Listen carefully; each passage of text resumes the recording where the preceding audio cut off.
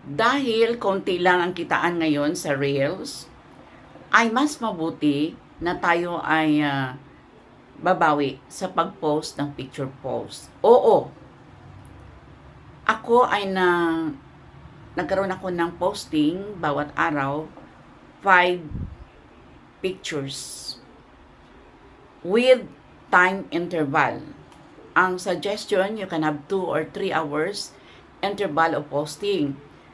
Just imagine kung ang 5 picture post mo for that day ay magkaroon ang bawat isa ng $0.01. Multiply that to 30 days. Diba? Magkaroon ng pagtaas sa iyong kita, sa iyong earnings. Kapag maipon ang mga kaunti natin na earnings, lalaki na rin yan. Hindi violation na susubra sa isang posting natin ng picture bawat araw. Dahil ginawa ko na yan ng maraming beses at hindi naman ako nagkaroon ng paglabag sa community standards. Ang picture post ay talagang napatunayan ko na mas malaki ang kita nito kaysa ating reels, maging ito ay short video or long form video na reels na isa na lang tawag ngayon. Kaya ang gagawin natin ay hanap tayo ng pictures na ito ay engaging, may elements of curiosity. Maring pwede rin old pictures or something new and exciting. Kapag sinabi na picture post, hindi lang ito nahulugan na picture mo lang ang pwede mo i-post.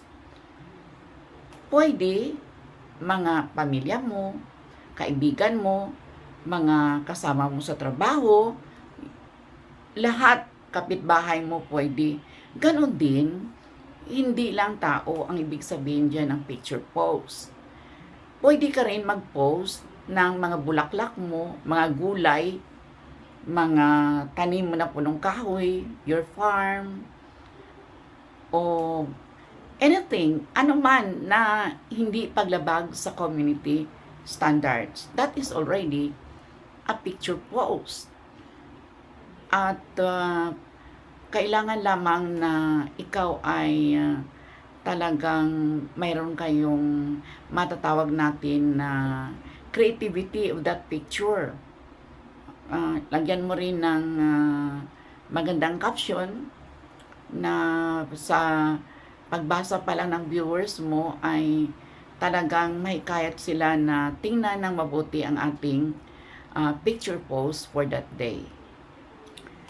Ganon din, if you're a content creator, post ka ng isa lang na picture. Huwag mo nga ilagay lahat-lahat na nakuha mo na picture for that day. Piliin mo lang yung may elements of engaging picture. Yun ang i-post mo.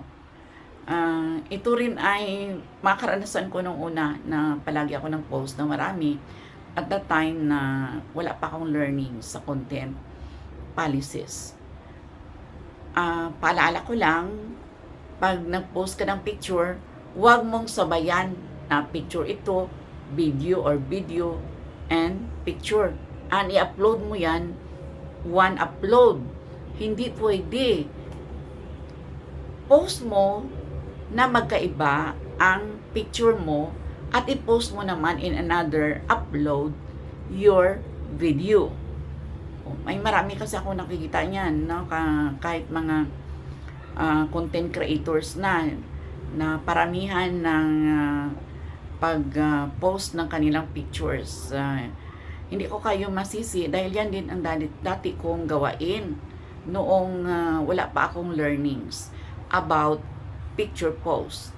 Kaya napatunayan ko talaga na mas madali ang kitaan sa paggamit natin ng picture.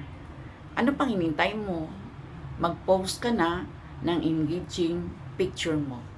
So, to make a recapitulation of this discussion, ang picture post ay nangahulugan hindi lamang picture ng tao, maring picture ng mga bagay-bagay sa ating paligid na ito ay in compliance with the community standards. Pag mag-post, isang picture lang. Dahil hindi naman yan titingnan ng viewers mo lahat at ganun din ni Sir Nita ang iyong posting.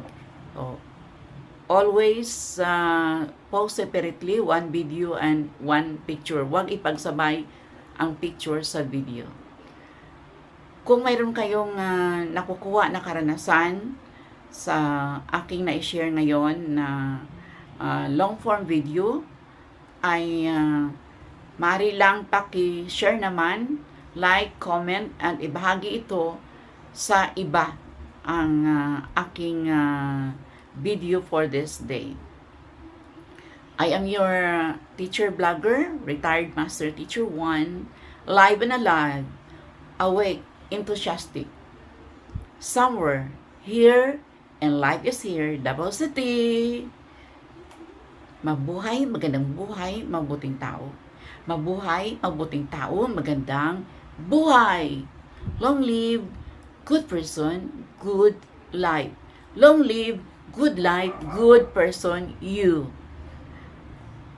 Thank you for watching. Signing off, Teacher Vlogger, Teacher Bing, Erlinda Bing, Basilio Rendon. Until my next vlog, mabuhay!